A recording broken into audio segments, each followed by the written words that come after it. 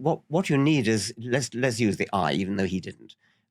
You need a slightly less good eye, and then a slightly less good eye, and a slightly less good eye. And if you start with just a sheet of light-sensitive cells, which just detect whether it's light or dark, that's useful. It's not like it's better than not having it. It's better than not having it. You can tell when it's night or day. You can tell whether there's a predator flying overhead. And then if you have a slightly cup-shaped, if you bend that retina from a flat thing into a slight cup, then if it's coming from that direction, it hits that side of the.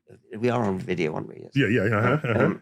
And so you get, it's not an image, but it gives a slight directionality. And then you close up and you start to get a pinhole camera. It's a very crude, it's out of focus, but it's sort of an image. And then you need a little bit of transparent gunk in there.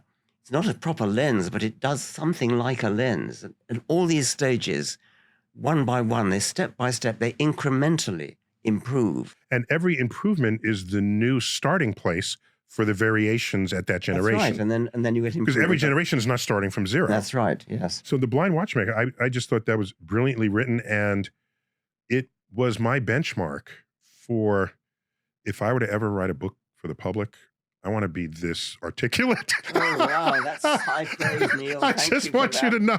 I just want you to know that. Thank you for that. Okay, let the record show. Climbing Mount Improbable. Well, that's what we've just been talking about. Yes.